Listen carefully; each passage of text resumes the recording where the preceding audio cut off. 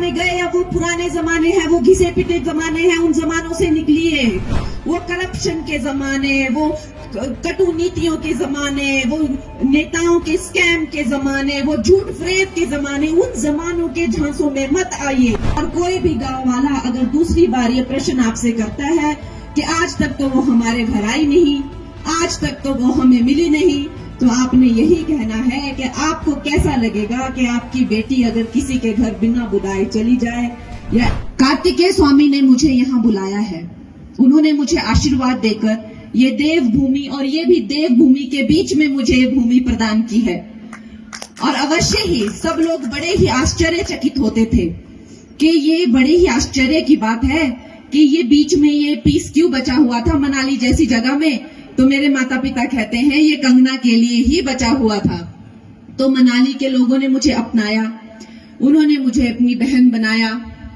अगर उन्हें कोई गिले शिकवे मेरे से हैं तो मैं ये कहूंगी हैं। मेरे माता पिता अक्सर कहते हैं कि तुम्हारे सारे रिश्तेदार तो नीचे हैं, तुम ऊपर अकेली क्या करती हो। तो इसलिए मेरे भाई बहनों, मेरे गांव के लोगों, ये कभी नहीं सोचना है कि कंगना आज तक हमसे मिली नहीं, कंगना हमसे आज तक बात की नहीं। आपने ये सोचना है कि अगर आपके घर में बेटी हो तो आपको कैसा लगेगा कि दूसरे घर पे पहुंच जाए और उनके घर पे बैठ जाए। ये संभव नहीं है। ये मेरे प्रति कुछ भी अपनी बातें बिगाड़ने की या कुछ भी मनोवृत्ति बिगाड़ने की अनाप शनाप बातें हैं। आपने इन बातों पर ध्यान नहीं देना है। ऐसा समझना है कि अक्सर बेटियां माता पिता के साथ रहती हैं, दादा दादी होते हैं। अब मैंने चुना रहने के लिए मनाली, पर अब आप लोगों ने मुझे अपनी सेवा का मौका देना है और कोई मुझसे गिला शिकवा नहीं रखना है। और कोई भी गांव वाला अगर दूसरी बार ये प्रश्न आपसे करता है कि आज तक तो वो हमारे घर आई नहीं, आज तक तो वो हमें मिली नहीं, तो आपने यही कहना है कि आपको कैसा लगेगा कि आपकी बेटी अगर किसी के घर बिना बुलाए चली जाए या ऐसे ही वहां पे खड़ी हो जाए, सड़कों पर लोगों से बातें करने लग जाए। तो ये संभवतः ही संभव नहीं है। दोस्तों, आज मुझे जो सौभाग्य प्राप्त हुआ है इस पे भी आपकी ही कृपा है। आज विश्व की सबसे बड़ी पार्टी भारतीय जनता पार्टी और उसके सबसे बड़े नेतृत्व श्री प्राइम मिनिस्टर हमारे जो नरेंद्र मोदी जी हैं, वो सिर्फ एक हमारे भारत में ही एक कोई जानी मानी हस्ती नहीं है। आज उनका पूरा जो कीर्ति है, उनका जो यश है पूरे विश्व में है। और आज उन्होंने जब अपने लिए एक प्रत्याशी चुना तो आपकी मनाली की बेटी कंगना को चुना। तो दोस्तों, उनका जो संकल्प है 400 पार का, उनका जो संकल्प है उससे हमें चूकना नहीं है।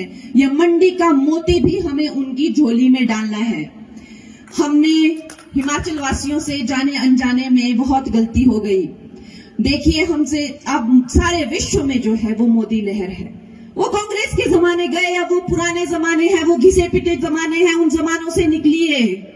उन जमानों में कोई वापस नहीं जा रहा है। हम उसकी तो हमने सोचनी भी नहीं है कोई बात। वो करप्शन के जमाने, वो कटु नीतियों के जमाने, वो नेताओं के स्कैम के जमाने, वो झूठ फरेब के जमाने, उन जमानों के झांसों में मत आइए। ओ दुनिया उनको कब का छोड़ चुकी है। और आज देखिए, भारत जो है 11वीं और 13वीं पता नहीं कौन सी लड़खड़ाती अर्थव्यवस्था थी, कहां 30, अभी हम 5वें और तीसरे और पहले नंबर की बात कर रहे हैं। देखिए, एक वक्त था जब जो प्राइम मिनिस्टर बैठा होता था दिल्ली में, वो आपको पता है कैसे बात करते हैं मनाली जैसी जगहों के बारे में, कैसे बात करते हैं अरुणाचल जैसी जगहों के बारे में। वो इस तरह बात करते थे कि अवश्य ही हम यहाँ पे कोई विकास नहीं करेंगे।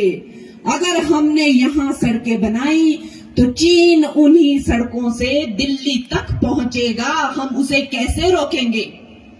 क्या कारण हो सकता है कि यहाँ पर वही माहौल है जो 100 साल पहले होता था। क्या इसका कारण हो सकता है कि क्यों इनकी कोई भी विकास नहीं किया गया। इसका यही कारण था क्योंकि ये डरते थे अगर रोड देंगे।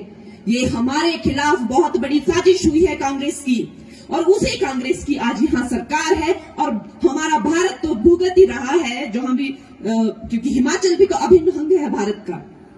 जब हिमाचल के लोगों को कष्ट होता है तो समस्त भारत को दर्द होता है, और उस कष्ट को हिमाचल भोग रहा है। 18 महीनों में कितने इन्होंने घोटाले कर दिए, जितना कि हमारे जयराम जी और ये सब आपको बताएंगे जो एक सीएम हैं, कितने हजारों करोड़ जो 5 सालों में उन्होंने कुछ महीनों में ही वो लोग खा के डकारे भी नहीं उन लोगों ने। इतनी आपत्ति यहाँ पे आई, इतना सब कुछ आया, हमें पैसे नहीं देते, हमारे पास कुछ नहीं है, हमें कुछ नहीं दिया।